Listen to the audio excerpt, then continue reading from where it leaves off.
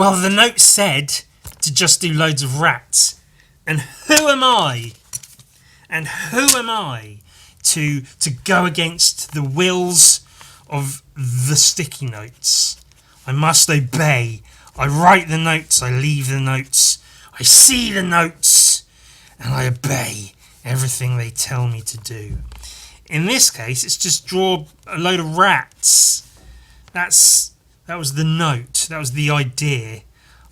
At some point, evidently, I thought, what I need to do is draw loads of rats. I need to just draw rats. Just a fuckload. Just a fucking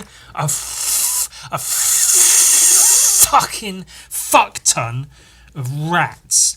You cunt. That was an unnecessary use of the word cunt, but fuck you, I'll do it anyway. So I figured, oh, fine then. Okay, Mr. Post-it, Nost-it.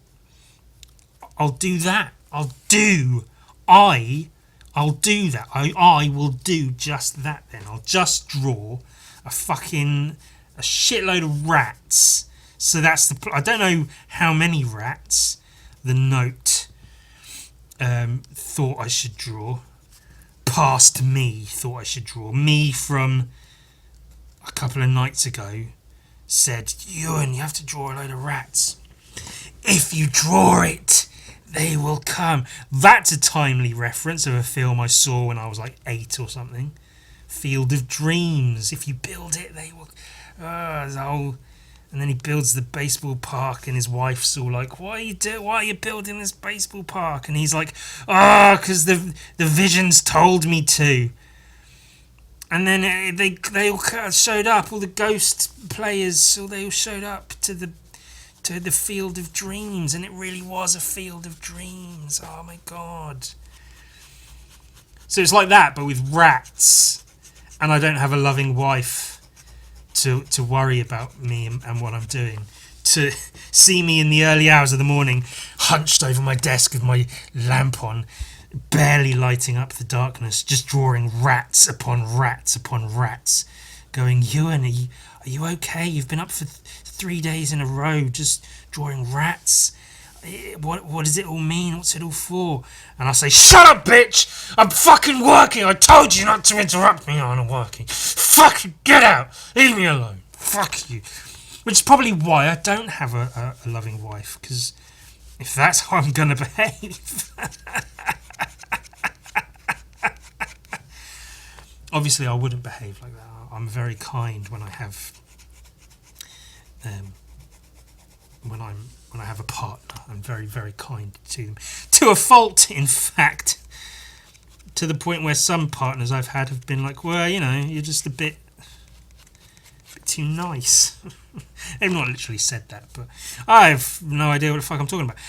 So I'm drawing rats, because I think I'd like to do something with... I've done stuff with rats before. Look, I've got this prepared to show off. And look, I drew a little rat on a receipt. Isn't he cute? A cute little... His tail should be curled around. Well, it doesn't necessarily have to. It doesn't necessarily should be. It doesn't necessarily necessitate that it should be. But isn't that a cute little receipt rat? And this one, it's one of my favourite pictures I've done. I tore it out of my sketchbook. There's tits on the other side. I really like that.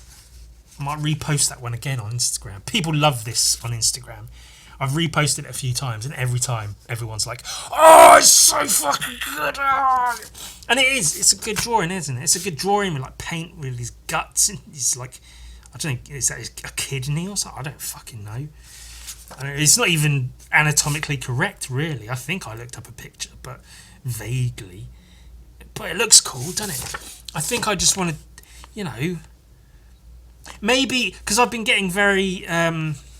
in my thoughts and in my feelings lately about a lot of things. I've been sort of processing a lot of trauma lately.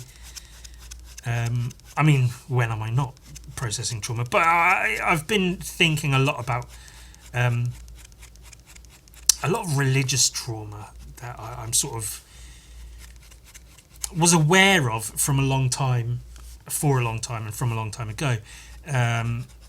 But I'm really giving it a lot more thought. and sort of figuring out if there's anything to be done about it, or if I just have to fucking wallow in it. Anytime I mention having seen Mormon missionaries or whatever, internally I'm just wishing death upon them.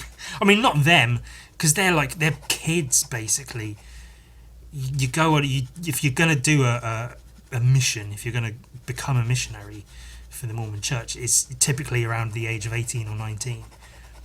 So these 18, 19-year-old kids, they're not even fully developed human beings yet. And oftentimes, maybe not a majority of the time, but often enough that it is a thing, you go on a mission because, if you don't, your family just rejects you for not doing what you're supposed to do in the church. Because Mormon parents are absolute fucking psychopaths. I have examples I could go, but they're monsters. Not all of them, obviously, but they're just fucking monsters. So you see, yeah. So my anger doesn't lie with the missionaries themselves, but it lies with the organisation that they represent, that they are, spreading the lies of, and it makes me feel a lot of feelings because it did bad things to me as a youngster, and I have a lot of anger and resentment towards it and them, meaning the church and everyone that's a part of it. I've been having a lot of thoughts about the Mormon Church actually recently, planning a way I could take it down. It might have to be one of those inside jobs though, where I've got to sort of take on a fake identity and rejoin the church, all the while knowing what I'm actually doing is plotting against them and planning to take it down. But of course, one issue with that is the church is so fucking incestuous. Everyone knows everyone else. It's such a tight-knit community that I'd have to go so far away to do that, to change my identity and join the church as a whole separate person from who I actually am, because there'd be too much danger of someone being there going, "Oh, Ewan, oh my God, it's been so long, how are you?" And that would ruin everything right from the start. My plan to destroy the Mormon church is a wash. Oh, but everyone should be allowed to have their, religion of choice and yeah. Look into it. Fucking look into it. All religions are ridiculous. That's a given. But there's something particularly insidious about Mormons, because it's a cult. It's a fucking cult. It's ridiculous. Look up temple fucking rituals and stuff that they do. I was expected to go through and partake in the temple ceremonies and such. Anyway, all of that is to say, along with all of that, processing and when thinking about trauma and such, I've been thinking about myself as a human, my art. Lots of thought about my art. I've said a few times over the years, months, whatever, about how sometimes I really feel like my art doesn't necessarily say enough. It's cool. I'm very good at what I do, and my art looks cool. And within certain contexts, that's enough. I make art that I want to look cool. Check out this fucking plague marine. Check out this fucking Hulk Tremega. Some orcs, some fucking badass lady orcs and shit. See, it all looks cool, but you know, that's sort of it. I got good at drawing and making shit look cool, which again is valid, and you know, I'm valid as a person and as an artist in what I do. But personally, sometimes I feel like I want my art to say something. I want it to be more art than illustration, where I want it to speak rather than just saying, "Hey, look at me, aren't I cool?" I want it to actually say, take some time to look at this and really take it in and understand what it is I'm trying to put forward, rather than just, look, it's a guy in power armor. And something was telling me, something inside of me was telling me the rats are the key.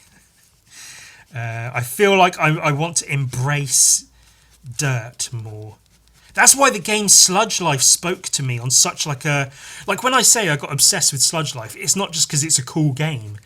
Like there's something about the game of Sludge Life and what it represents, and sort of its base, the base of it at a ground level of the game Sludge Life. Something about it speaks to me in terms of like sludge and dirt, and you know, the game has the story and whatever, the game world has this sort of undercurrent of you know, anti-capitalism and class war, class distinction, differentiation, and it spoke to me on a sort of level of like, even playing Sludge Life for the first time made me think these things, or you know, brought those feelings to the surface for another time, to be like, say something. Like, it's all cool to draw cool shit, but like, where are you in the art? Like, everything looks like I drew it because I drew it, but that's sort of, that's the end of that, you know. Where am I within this? Because this is Guy and he's cool, I drew it, but it's Guy, this is that, and it's more James Harren than me, potentially. It's more James Harren, it's more, I don't know, fucking Nick Klein is my current Hulk obsession, and I'm just the person who drew this based on their work. So where am I in the art? Yeah, I could draw self-portraits and shit, but like, yeah, I don't like looking at myself for long enough to spend too much time doing that shit. Obviously, there's the really, really funny one of the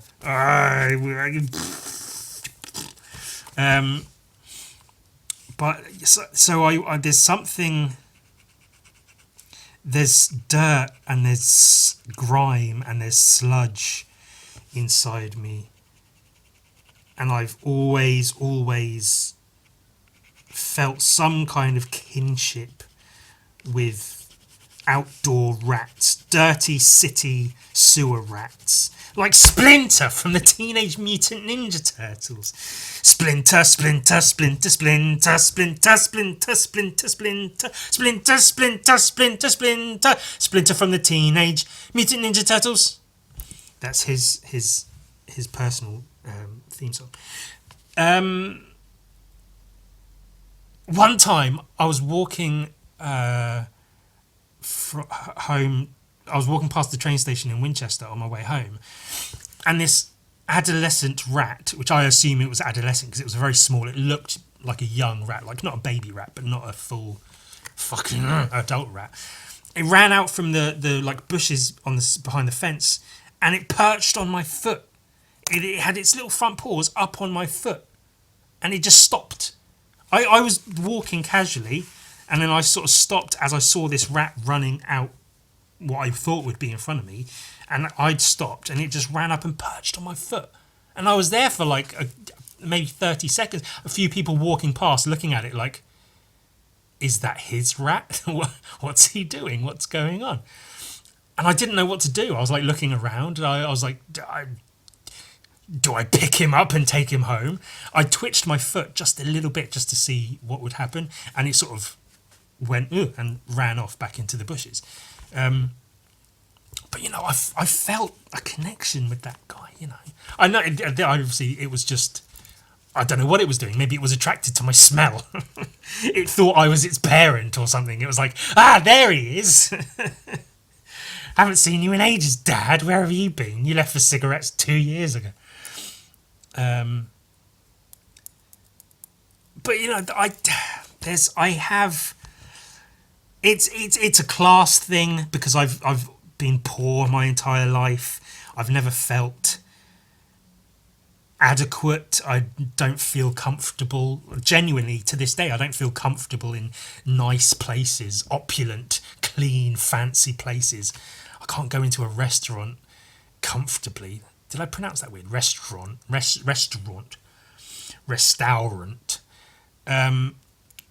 Because I feel much more at home in something on my tongue. I think it's a spider. I feel at home in the dank, dark holes in dirt and grime, and rats are an obvious, not necessarily obvious, but rats are a good iconographic image of that, a representation of that, of you know, life in the gutter, as it were. I've got Google Images up. I'm trying to find a good picture of a rat to draw. Oh, aren't they all cute? Also, they're fucking cute. They're smart. You know, like me. I'm not just a pretty face. I'm also smart. And I think I'd like to do...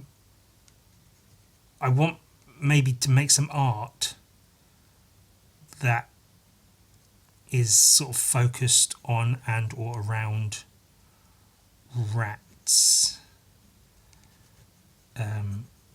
or something. I think that's when I wrote that post-it note. Just do loads of rats. I think I'm trying, maybe not literally to do some kind of rat-based art, but to do lots of rats, lots of, I don't know, something, just to embrace the dirt and the hidden awayedness of it all. So the problem with Klimt is that he falls into the category of artists you learn about in school, and therefore they're fucking boring and you don't care about anything they do or say or paint or draw or whatever, because fuck them. Which is the case. That's so long ago. With like a lot of artists, because in school, art lessons, whatever, you learn about, you know, old famous artists, like the famous artists, fucking Picasso, Liechtenstein, Van Gogh, all the others, Michelangelo, Da Vinci, Raphael, Donatello. Didn't even learn about those two. And Klimt, maybe you find out about Klimt a bit later because he's not one of like the major ones you'll learn about, but he's amongst them of like old famous artists who have masterworks, like The Kiss, for instance. And because of the time and place and method of you learning about them, they're just boring as fuck. Like Lord of the Flies, the book. I feel like if I was made aware of Lord of the Flies in my late teens, early 20s, and I read it, I'd love it. But because we learned about it in school and we had to watch like a film adaptation and a play adaptation and analyse the passages, it was all just horrendously uninteresting, just boring to the point of near tears, not the good kind. Just horrendous. And so Klimt was always one that, like, I'm trying to find the goddamned, that one, the Kiss, that painting he did. That's called The Kiss, and it's two people fucking snogging. It's in here somewhere. There. That's the famous. Oh, have you seen that piece? The Kiss. It's like one of the most famous pieces of artwork. Like, because of this piece, everyone knows this painting. It's like one of the most famous. It's Gustav Klimt, and it's so beautiful, and it's all this and it's all that.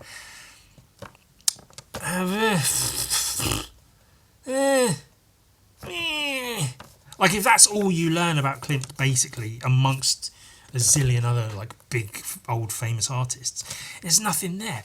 But like Van Gogh, in more recent years, I've sort of learned about him as a person, about where his art comes from, working class in the gutter.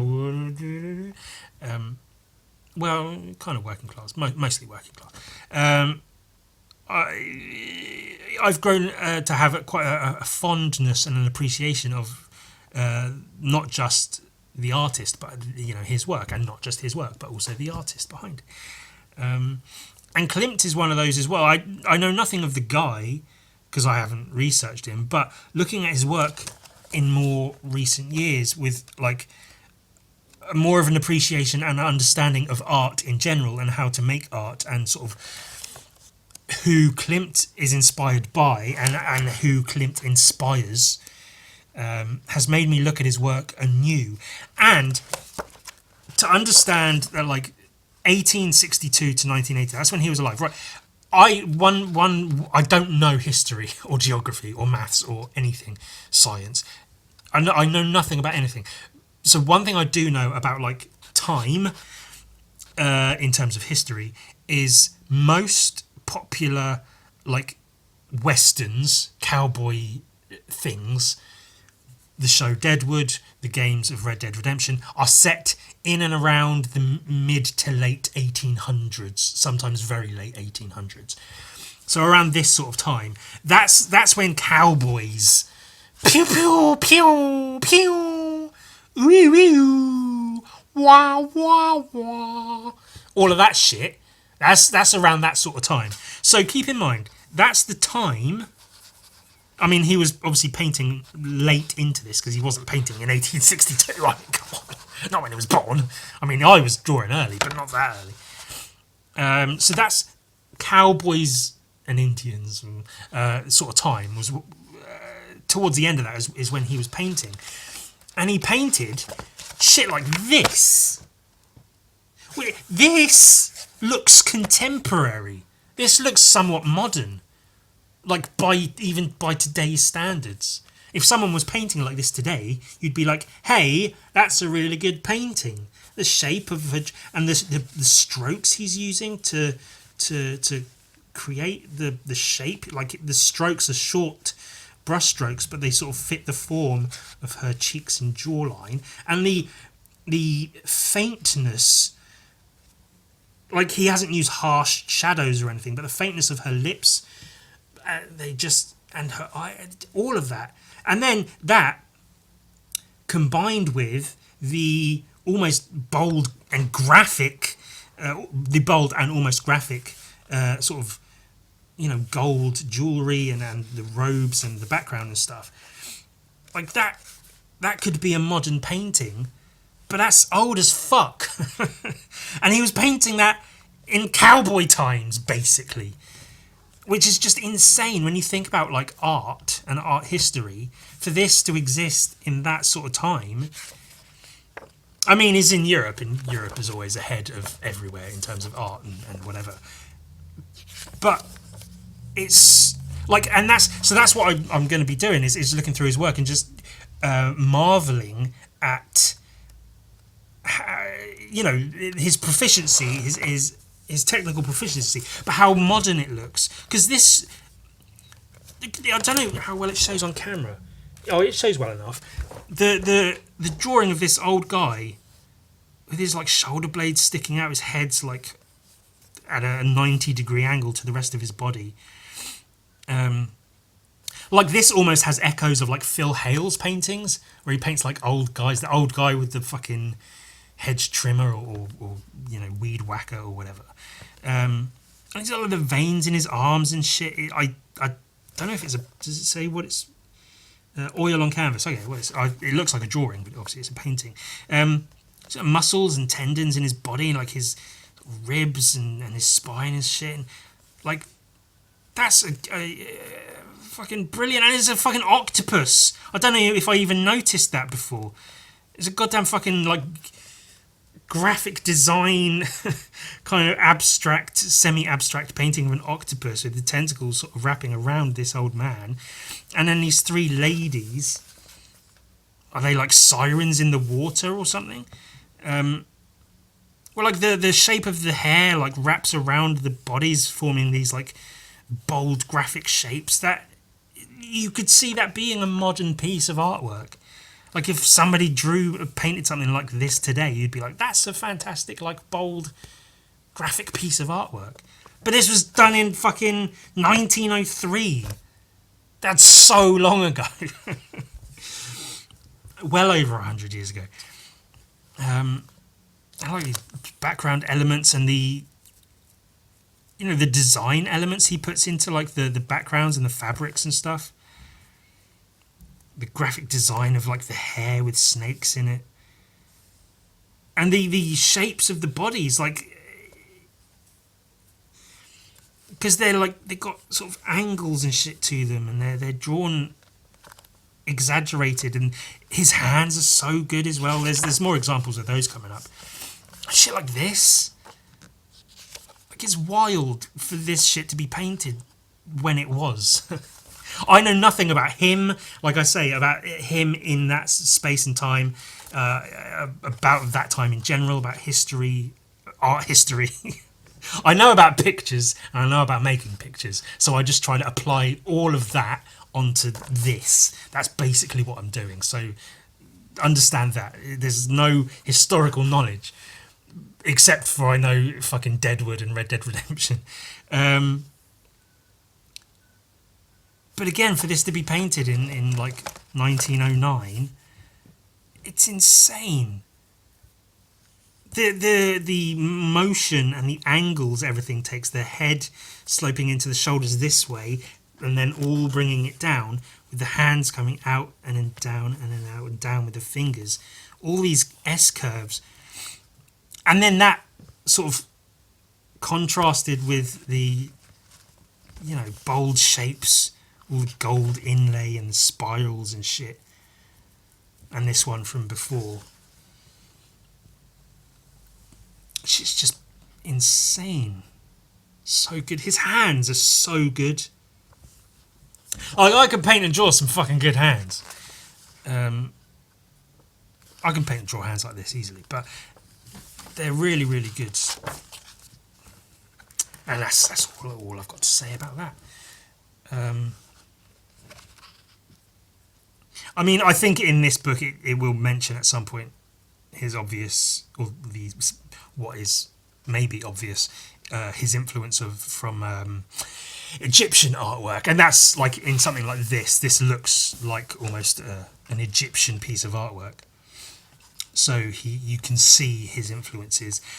This one, I think, is the piece of art of his that I saw that made me really go, oh shit.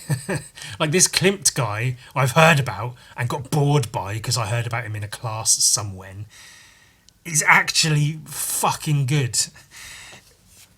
Like, again, think about when he existed. To paint a picture with all these naked women, it's like naked death hag, a pregnant, half-naked pregnant woman, and a massive fucking gorilla in the centre of this portion. It's obviously a large piece. And I think this is like a wing, that the gorilla has like wings and serpent tails and shit. Like, people just didn't paint that shit back then. That's not what people did. So to be the guy that went, I'm going to put a fucking gorilla And not even like I'm going to painstakingly render, a realistic portrayal of a gorilla, of an ape within this painting, but to make it like it almost looks like a Sienkiewicz comic book cover or something. It's like it's an illustration that you look at and go, sure, that's a gorilla, but if you hold a photo of a gorilla, it doesn't look like a gorilla. I believe there's detail. Obviously, one of the main reasons I saw this piece and really liked it was because it's got pregnant women, and I have a thing for that.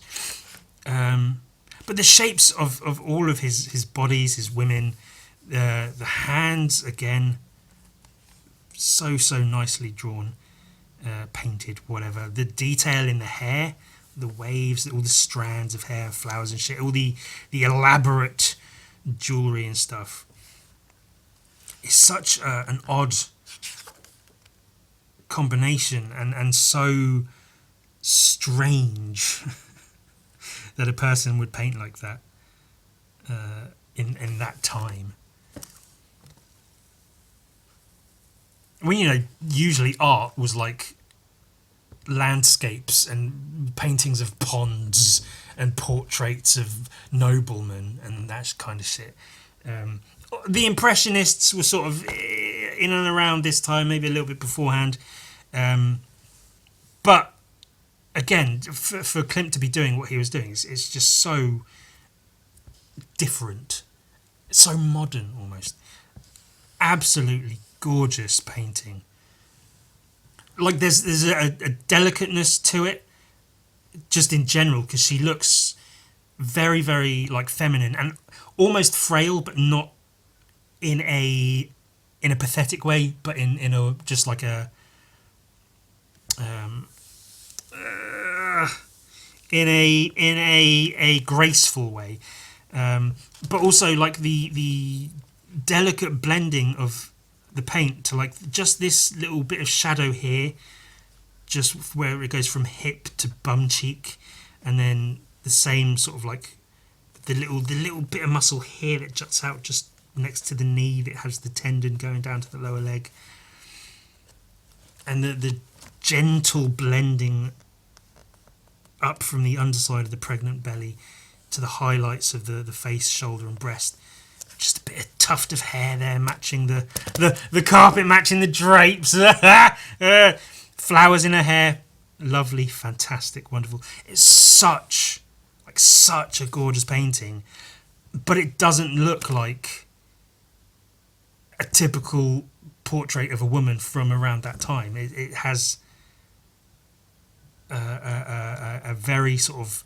I mean, it's almost cliche to say like an artist was ahead of their time, but it really seems like Mr. Klimt was like drawing something from the future in his brain. Look, because it's insane that is an old piece of artwork. It's fantastic. He's very, very good. And that's just another example of that, of just being really fucking... The face is fantastic. The shape of the nose. Because it looks like a drawing, like a more contemporary, like illustrative drawing of a face. The hand with the fingers all like positioned in a very aesthetically pleasing way, not just a drawing of a hand.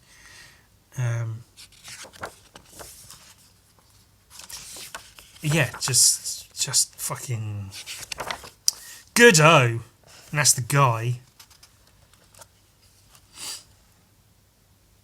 Gustav Klimt was not gregarious. I believe that means a people person. He was a man of few words who preferred solitude to society. His garden not only inspired his flower paintings, it was the wellspring from which he drew strength for all his work. I mean, yeah, and he painted flowers and shit. That's cool, I guess.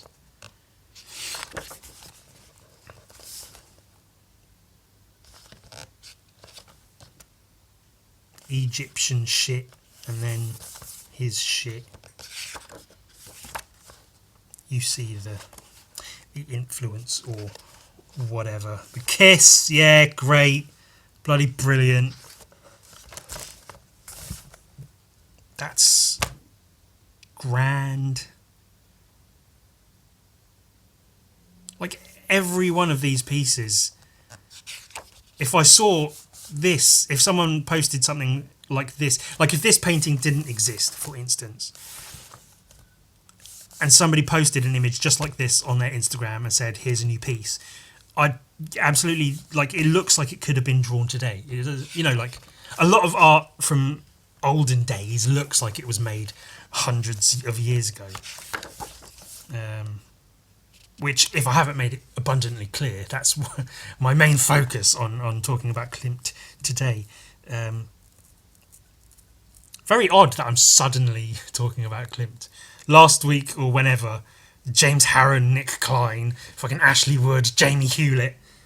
Oh, and also Gustav Klimt.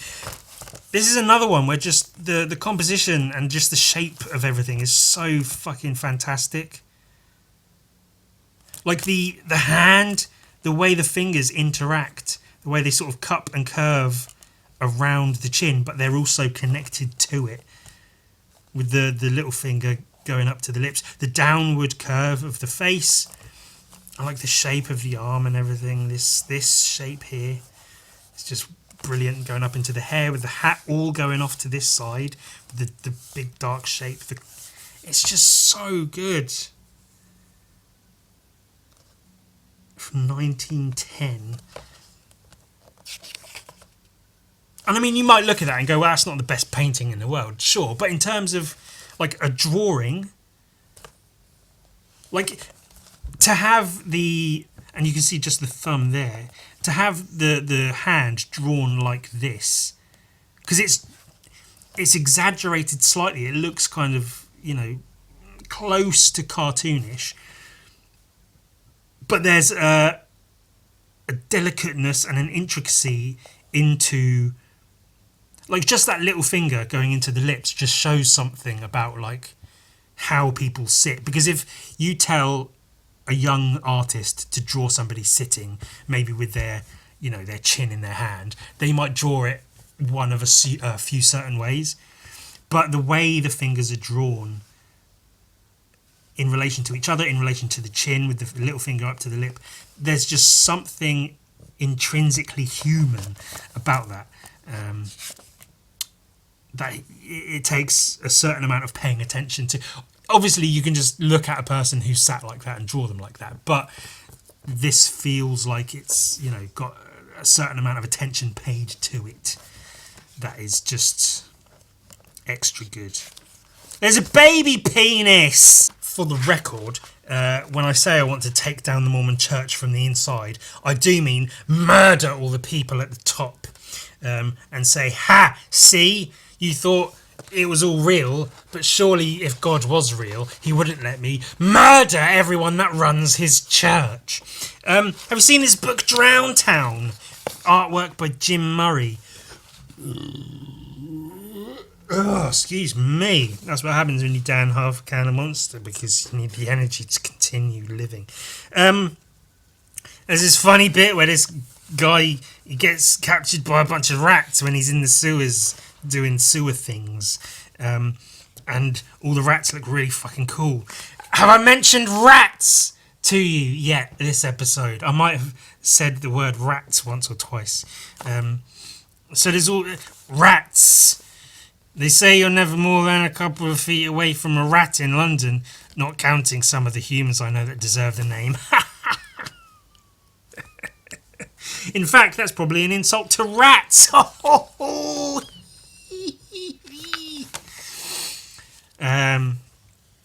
Bunch of rats, they've got little boats and dinghies. That one was on a fucking little rat motorbike. Where'd he get that? What's going on? Where'd he get a little helmet to fit him? Little leather jacket and all. What was that, Simon Bisley as a rat? This one's riding a fucking iguana. That's cool, isn't it?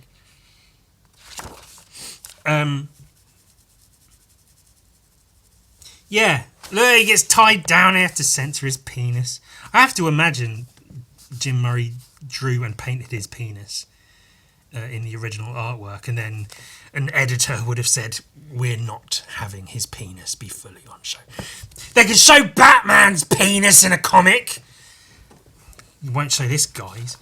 And there's all these rats with little rat chainsaws, and they're going to cut him up or something. I don't know. I haven't read the book yet. I really should read. But you know, why am I going to do that? Rats! Look at all the rats! I love them so much. And they all. There's this guy, this rat guy. He's got a top hat. I guess he's the in charge rat or something. I like this bit. Look, this rat's pulling on his nipple, and he's gonna chainsaw it off. It's funny. Ooh, it's funny. And I love this here. This guy. Hey. That would be the panel where it's like, if I was doing this comic, I'd be like, okay, get this done, these, just quickly get them out of the way. And then it'd get to this panel. And this would be where I put in all the effort to make it look really fucking good, just because it's the grinning. Like, he's got like a Joker-ish goblin grin on this rat guy. And that's what I want to draw. I might have even drawn it before. And it might have even been on a podcast episode that I did that. But fuck it. We're doing rats. That's the thing. Or I'd do a rat. Ooh, I'd do your mum's rat. Ooh, fucking get in. I don't even know why. Maybe I'm referring to your mother's vagina as her rat. Is that I think that's a thing. A slang term for a vagina, a rat. I know obviously beaver's one, but I think a rat could be one. I don't know. Anyway, I did want to say, I mean, I know I rarely... I'm sure there's many things I don't have to apologise for, but there's a lot of things I feel a need to apologise for. One of those things in particular is in a few other like YouTube videos and stuff, even if it's just watching like people gaming, like watching, you know, video recordings of people having streamed themselves playing video games or whatever. Sometimes the person playing the game, the streamer, I guess, will like start talking about shit, like trying to give life advice and talk about like serious issues, like they know something. And all I can think when I'm watching this is, shut up and play the game. I don't watch your shit to listen to you give me advice on, you know, how I should treat people or whatever, or, you know, how the world actually works. I watch this shit because I like Skyrim and I like watching people play Skyrim, sometimes in new and interesting ways I might not have thought about before. So fucking shut up and play the game. God damn it. And that did make me think, you know, I can be a piece of shit sometimes. I can be a big dummy. I can talk about art as if I know what the fuck I'm talking about, when, as it has been made quite evident, I don't know what the fuck I'm talking about. I have no knowledge of anything that's actually useful. Science, history, whatever. But amongst all of that, I do have enough self-awareness to know that I don't know anything. And I try to have enough self-awareness that if I see someone talking about some shit that they should just fucking shut up about, that I can look at them doing that and see that maybe I do that sometimes. So what this is all to say is, if I ever do that, and I know I do it, I say, listen guys, you just need to understand that this is how the world works, and you don't have to go along with it. You could just be yourself, and you could just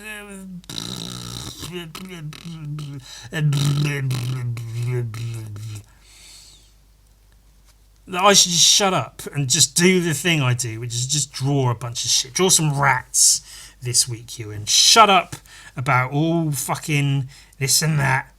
Because I was sort of, I don't know, part of me felt compelled to talk about how just you should just work, just focus on doing shit, just making shit. You know, the world will say this and that. The world will say you need to do this. Your art should be this or that. Or, you know, if you want to get popular in art, you have to do this and you have to do that. I did see a video very recently, maybe even earlier today, that it said something along the lines of, if you want to make it as like a big famous artist, then it had tones of you know, lifestyle, life coach bros, that sort of thing, of like, you've got to get up at 4 a.m, you've got to be on your grind, and you've got to put in the work, and really, I mean, because if, for one thing, if your aim is to be a famous artist, then fuck off immediately. Shut up and go away. I don't give a fuck. Like, if your aim is to be a famous artist, then your aim is impure and you've got no integrity. But the best, because there are degrees of famous artists. There are famous artists who are cunts, who are absolute pieces of shit, and they should just fuck off the planet. They should join all the cunt fuck faces in their rocket ships, and they should fuck off to Mars and stay there, run out of food, run out of oxygen, and die sad and alone, like the pieces of fart they are. But then you get some artists who become famous because they're just fucking good. And you know, maybe that doesn't happen as often as it should, because that's how fame works, but it can and does happen sometimes, where the person is famous just because they're genuine to themselves and to their art. They just put in the work, and you know, they put in the work because it's just what they do, not because they're trying, I want to be a famous artist, so I've got to put in the work. They put in the work because whatever direction their life takes, they'd be doing that anyway, because they're an artist, and it's unavoidable. If you're an artist, you're going to make art. And so I just got annoyed by this video saying, if you want to be a famous artist, you've got to do this and be ready to do that and get in the right places, talk to the right people, and that annoyed me. So I had a whole sort of thing I wanted to say about what you should do is focus on this and focus on that. But I don't... A lot of it comes from...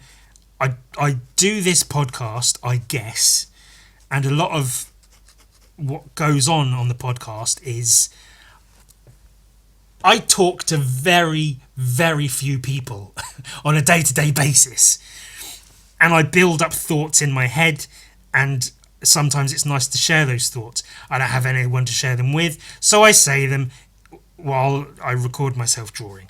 And that's so a lot of stuff comes out in that way, which is, you know, is valid.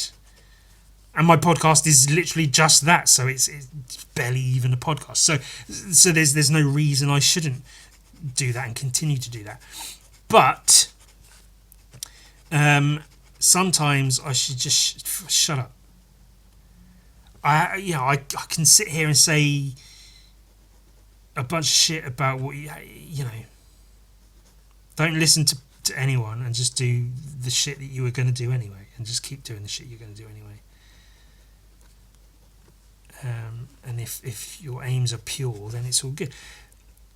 But I want to make sure people are aware that I'm aware that maybe I come across as maybe pretentious sometimes, maybe speaking about things I don't necessarily have the right to speak. Not that you don't have the right to speak about it, but it's just there's no reason for me to talk about shit. Just fucking shut up.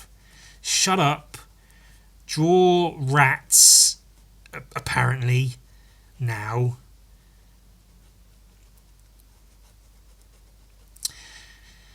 I don't know. I have some ideas though. I have some ideas for rat things. I also have some ideas for goblins. I've got one particular idea for. I think I've mentioned, like, come the new year, I have some various ideas for things I want to implement. Largely Patreon based. I want to do more exclusive stuff for Patreon subscribers. I've got one idea in particular that I've been sort of toying with and gradually working on that I'm hoping to implement at the very start of the new year. If all goes to plan, I'll be going to the friend Sam's house for Christmas and New Year's. So the plan is basically once I get back from his house, like a day or two after New Year's Day, to get straight on and implement the new idea I have for this one. Well, this one particular idea, as well as I have a bunch of ideas, but there's this one particular idea I'm quite excited about. That once I get back from Sam's house, it'll be let's go, let's do this new idea. And this new idea is going to be a monthly thing over the course of the year. So it's best to get in early, and I'll be making that known, like when I announce it at the start of the new year. If you wanna, get the most out of this thing that I'm going to be doing, you're gonna wanna get in early here. How does the timing work out for this episode? So this will go up this Friday. That'll be 13. A week after that will be the 20th. Okay, so by the time this is out for the public on YouTube, not just on Patreon, there will still be time. So if you're watching this now, I'm saying, there's going to be some exclusive shit going on monthly for the year of 2025 that you won't want to necessarily miss out on. So there's still time to get in at the start of it now. So go to patreon.com/ewan. Fucking subscribe and get ready for some exclusive shit. Of course, now I'm hyping it up. So it's entirely possible that they'll rush. I'll have an influx of people subscribing to Patreon or going, I want the exclusive shit that Ewan's going to be doing for the year, every month for the year of 2025. And then I'll do it, but now it's been hyped up too much, and then people will be like, oh, is that it? I thought it was going to be something good, but instead it's just this. Great, thanks a lot for that. But if that is the case, then if you are a new subscriber and that's how you feel about the new thing that I put out, that I do for the year of 2025, one of the new things, then at least it's just cost you $1. You can see the thing, see that you're not into it, unsubscribe, and it's cost you $1. So, don't be too mad at me if it ends up being shit. But it won't be shit. It's going to be good because it's a cool idea I've got. It's a cool idea that's come from a combination of ideas that I'm sort of squeezing together into one. And this was an idea that I put on a post-it note late at night, and I was like, oh, that's a good fucking idea. And then I looked at it in the morning and I went, oh, that's a good fucking idea. And that doesn't often happen, because very often I have an idea late at night and I write it down and I go, oh, that's a good fucking idea. And I look at it in the morning and I go, what the ass was I thinking when I had that idea? That's one of the dumbest fucking things I've ever seen read, thought about, or whatever. What kind of idiot comes up with an idea like that? But this particular idea I have for an ongoing thing monthly for the year of 2025 is a good idea. That was still a good idea the morning after I had the good idea, which means it's a really good idea. So be prepared. And this is, as mentioned, I am going to be trying to really push and grow and evolve my Patreon for myself and also as an experience. Fuck off, Ewan. Fucking fuck off. An experience.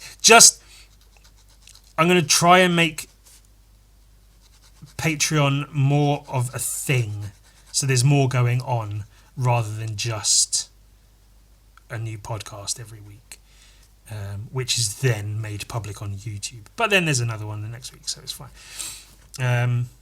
And this is one of those several of things. So it's going to be a good one. And go on, Ewan, talk about it some more. Repeat the same